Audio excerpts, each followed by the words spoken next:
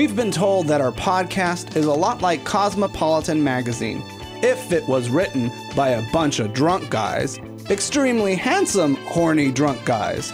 But if you actually followed Cosmo's sex or relationship advice, you'd put your partner in the hospital or wind up in jail. What are these gals drinking? Maybe it's a generation gap. After all, Helen Gurley Brown, their international editor, just passed away at the young age of 90 and was working at the publication until her last dying breath. The devil didn't just wear Prada, the devil wore Pampers. Joining us today is the hilarious Jeffrey J. to take a look at some of Cosmo's most outrageous sex advice, which sounded like a good idea until somebody got hurt. Join us for this and all the hot news, everybody! Do you cut the mustard to be accepted in order to like Grey Poupon's Facebook page? Sarah Palin is cock-hungry for President Obama. 49 gang members in New York are arrested after bragging about their crimes on Facebook. Apple pulls the plug on Ping, their social network on iTunes. And Amanda Bynes is the new Lindsay Lohan. I'm Fausto Fernos. I'm Mark Fillion. And this is Feast of Fun. Have you actually taken a look at Cosmopolitan Magazine lately? Lately? I don't know about lately, but I grew up reading Cosmo Magazine. My sisters used to get it. I used to love the sex quizzes in there. I used to do the sex quizzes, and I would always beat my sister, who was like 10 years older than me. What was it trying to measure exactly? It was just like your knowledge about sex and what, like, the different sex acts and what actually happened during sex. I never realized how slutty and dirty Cosmopolitan Magazine is. It's porn for chicks. It is porn for chicks. And the thing that I find really fascinating is that it's sold next to Vogue and W and all these sort of like hoity-toity fashion magazines. Well, and then you open up Cosmo and it's like eating a man's ass out. How to do it, you know? Because it's like women aren't visually stimulated like men are, but they're like, oh, these are like, you know, sex tips. And they'll read these sex tips and that's enough to get them off. Actually, thinking about the idea of having sex is you know, it's their 50 Shades of Grey. 50 Shades of Pain, actually. And I don't know if necessarily like they're just, you know, doing Mad Libs in the type of sex advice that they give. But if you actually followed some of the sex advice they actually are writing on their blogs and on their magazines, you'd probably wind up in the hospital or you would go to jail for killing your partner. Listen, let's be really clear. Who's on the editorial board of Cosmo? It's like women that went to Vassar. So it's a bunch of lesbians imagining what it would be like to play with a penis. You're basically accusing every woman and the editorial staff of Cosmopolitan to be women in like publishing frustrated are all lesbians. Not too frustrated. Some of them are getting it on. They all go to those Seven Sisters schools and they give each other jobs. You know. Well, Helen Gurley Brown. New Yorkers, you know. I went to to Helen Gurley Brown's. I looked up some information about Cosmopolitan, and their international editor just passed away at the ripe young age of 90. Yeah. And so I was chatting with my friend Jeffrey J., a transgender comedian, because he always asking me about sex advice and all this stuff, and because he's kind of a new gay, you know. Yeah, because Jeffrey transitioned, used to be a lesbian, transitioned to being male, and then all of a sudden decided, I'm going to start sucking some cock. And so I just realized that the devil doesn't really wear Prada. The devil wore Pampers.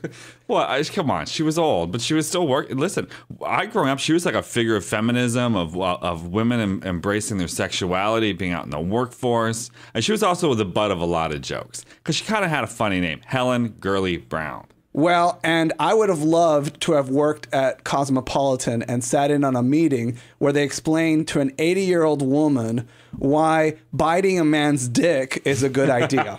Just a little nibble. They're saying, softly bite the skin of the scrotum. And I just think that's not a good idea to put your teeth near anybody's junk. I think if you trust the person enough, it'd be all right. I hate it when people put like your balls in their mouth and then create a vacuum. That's the worst. Do not suck on balls. Yeah, don't suck on the balls, but you can actually suck on a dick and create a vacuum, and the dick will actually get bigger by you sucking on it. Yeah. And the better you suck it, the harder it gets. So actually, we have Jeffrey J on the line, patiently waiting for us.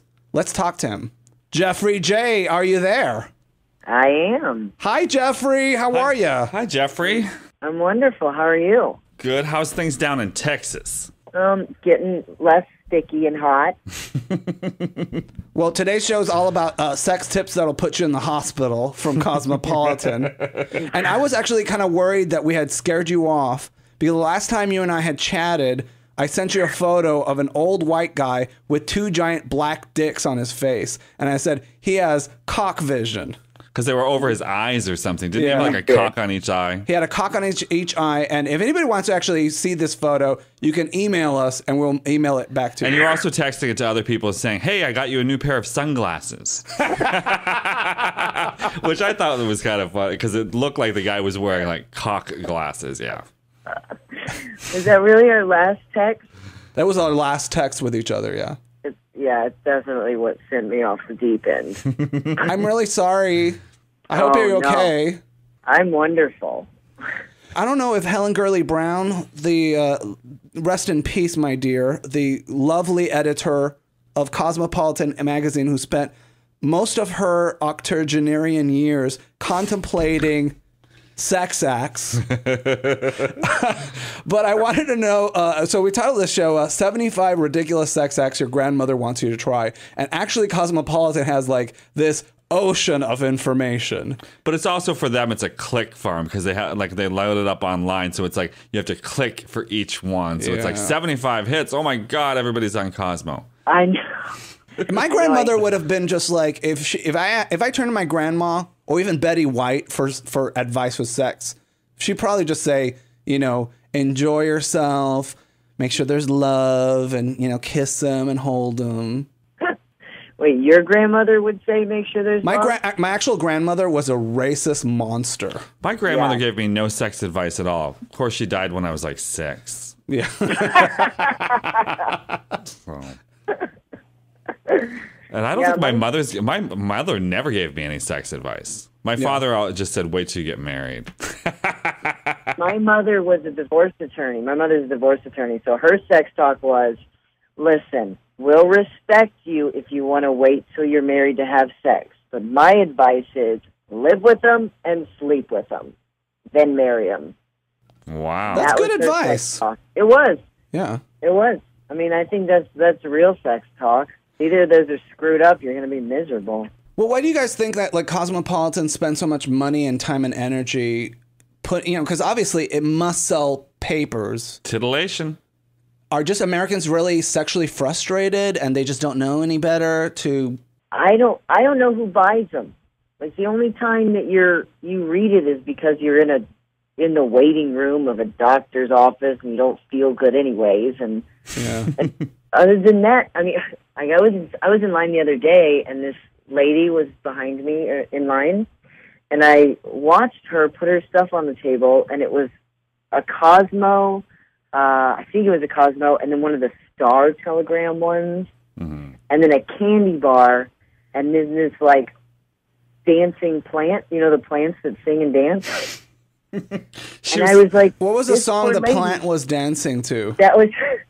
I think it was like Luck Be a Lady or some bullshit. But the point, like, I looked at that and I thought, this lady, there was no reason she had to leave the house. None of those things were urgent. Candy bars, come on. Everybody needs a candy bar. Every now and then, I actually just go to the store just to buy a candy bar. Not so much anymore since I've been watching what I eat, but... I'd make a trip. So, but I think, it serves a purpose, and women like to read these magazines because they want fluff, they want entertainment, they want to like figure out, they want to become a seductress, they want to be a siren, they want the techniques.